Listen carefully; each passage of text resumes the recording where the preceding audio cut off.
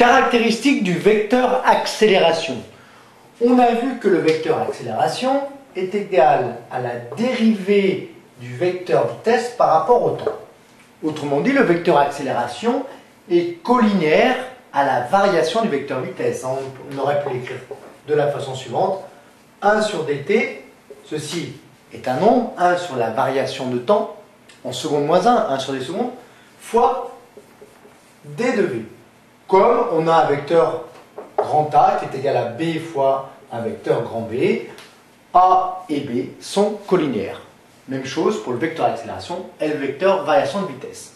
Autrement dit, le vecteur accélération, quelles sont ses caractéristiques? Eh bien, ce vecteur A est collinéaire au vecteur d de v, donc la direction de ce vecteur accélération, eh bien, elle est idem à celle de d de v. Ensuite, le sens 1 sur dt est positif, la variation de temps est positive, donc on a par exemple A égale 3 fois d de v, donc le sens c'est le même que celui de d de v. Sens idem à celle de la variation de d de v. Ensuite, la norme. Bien, la norme, on l'écrit comme ceci, ou comme ceci en physique. C'est tout simplement égal à la valeur absolue de 1 sur dt, mais 1 sur dt étant positif, c'est égal à 1 sur dt, fois la norme de d de v, qu'il va falloir trouver pour trouver la norme du vecteur accélération. Et dernière chose, si c'est par exemple l'accélération au point M1, on la notera A1, donc le point d'application de ce vecteur, eh bien, c'est le point de la trajectoire à l'instant t considéré. Une dernière chose, la norme de l'accélération étant évidemment mètres seconde moins 2.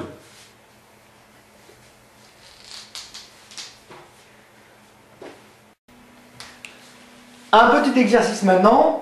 Voici un mouvement circulaire uniforme. La norme de la vitesse est constante, mais le vecteur vitesse n'est pas constant puisque la direction du vecteur vitesse change. À l'instant t0, le point se trouve en M0, à l'instant t1, le point se trouve en M1, et à l'instant t2, le point se trouve en M2.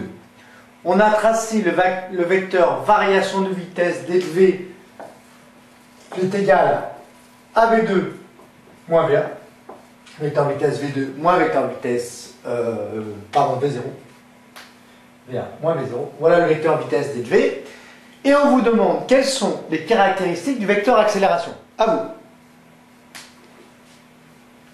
Ça y est? Bon, alors, la direction, eh bien, on a vu que le vecteur accélération est collinéaire au vecteur d de v et de même sens, donc la direction, quoi qu'il arrive, c'est celle ou celui du vecteur variation de vitesse d de v. Donc cette direction, la voici, la voilà. C'est une droite qui passerait par le point O, centre du cercle, et le point M1.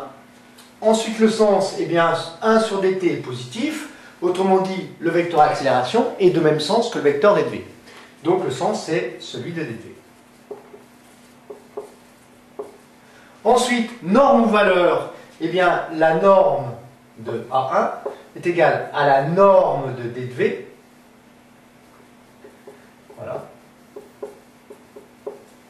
Sur dt. Norme de d de v, eh bien, on l'avait donné déjà précédemment, elle valait 3 mètres par seconde. dt 0,1. Donc 3 sur 0,1, ça fait 30. 30 quoi? Mètres seconde moins 1 sur des secondes, ça fait bien 30 mètres seconde moins 2. Quel est le point d'application maintenant? Le point d'application, c'est le point M1, à l'instant T1 considéré. Point d'application, c'est M1. Voilà pour les 4 caractéristiques du vecteur accélération. Alors dernière chose, évidemment, qu'est-ce qu'il faut faire? Eh bien, il faut tracer ce vecteur accélération. Le vecteur accélération, il va falloir trouver une échelle. Par exemple, 1 cm représente 10 mètres secondes moins 2. Autrement dit, la longueur du vecteur accélération à 1 vaudra quoi? Eh bien 3 cm, puisque sa norme vaut 30 mètres secondes moins 2. 3 cm qui représenterait 30 mètres secondes moins 2. Il ne reste plus qu'à le tracer. Eh bien tout simplement, il part du point M1. Il va dans ce sens, sur cette direction, et il fait 1, 2, 3 cm de long, puisque sa norme vaut 30 mètres secondes moins 2. Voilà pour le vecteur accélération au point 1. M1, pardon.